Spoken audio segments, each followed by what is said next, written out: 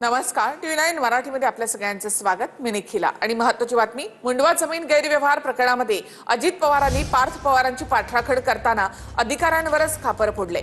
व्यवहारामध्ये अधिकाऱ्यांनी नकार द्यायला हवा होता असं अजित पवार म्हणाले, तर पार्थ पवार छोटं बाळ आहेत का अशी टीका यावर अंजली दमानी यांनी केली. मुंडवा जमीन गैरव्यवहार प्रकरणामध्ये अजित पवार यांनी पार्थ पवारांची पाठराखण करताना अधिकाऱ्यांवर खापर फोडलं. अमेडिया कंपनीच्या जमीन व्यवहार प्रकरणाला अधिकाऱ्यांनी नकार द्यायला हवा होता असं अजितदादा अनौपचारिक गप्पांच्या दरम्यान म्हणाले. अजित पवार यांच्या या भूमिकेवर अंजली दमानी यांनी जोरदार टीका केली. त्यांचं पार्थ पवार काही कुकुलं बाळ नाही आणि त्यांनी जी केली आहे ती चूक नाहीये, हे फ्रॉड आहे. ही काही छोटी मोठी चूक नाही, हे फ्रॉड आहे. आणि तो पूर्ण मोठा झालेला मुलगा आहे तुमचा.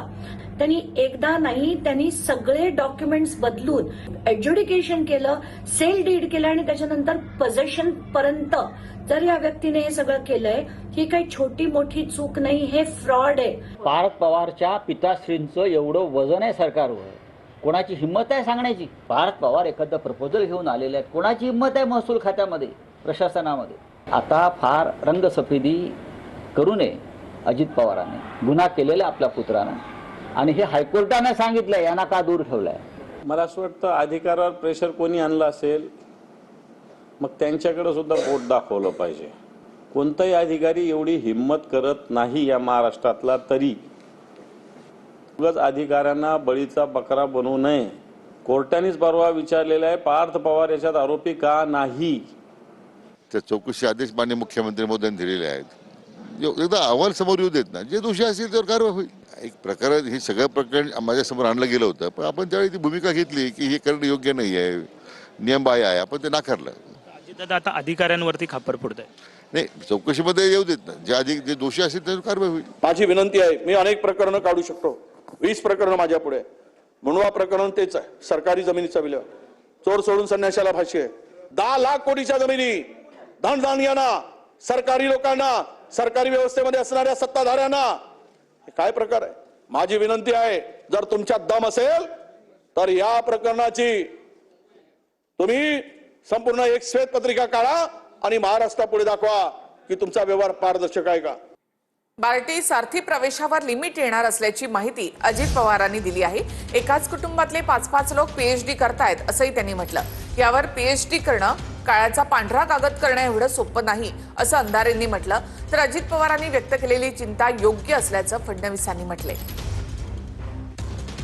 असे काही विषय निवडले गेलेले आहेत, कुठल्या मुलांना द्यायचं. काही ठिकाणी एकाच परिवारातले 42-45 हजार रुपये मिळतात म्हणल्यानंतर 5-5 लोक पीएचडी करायला लागलेत एका फॅमिलीतले.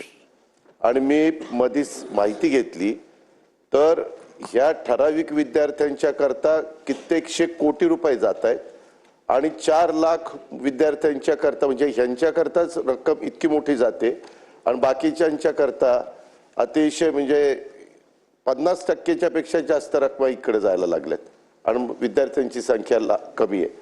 आता त्याच्यामध्ये कॅबिनेटमध्ये याच्याबद्दलची खूप साधक चर्चा झाली. शेवटी कॅबिनेटने हा निर्णय घेतला की एक कमिटी नेमायची चीफ सेक्रेटरीच्या अध्यक्षतेखाली आणि साधारण बार्टीच्या किती विद्यार्थ्यांना मेरिटच्या दरवर्षी याच्याकरता ऍडमिशन द्यायची, सारथीच्या किती विद्यार्थ्यांना द्यायची, त्याला आम्ही लिमिट घालणार आहे.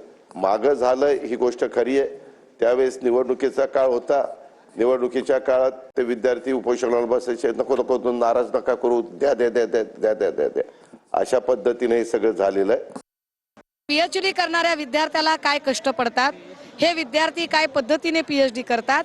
आणि पीएचडी करणं म्हणजे एखादा कागद काळ्याचा पांढरा करणं एवढं सोपं नाही. आधी तुम्ही ज्या काही इतर ठिकाणी जो पैसा तुम्ही खर्च केलेला आहे, या पैशाचा हिशोब घ्या ना.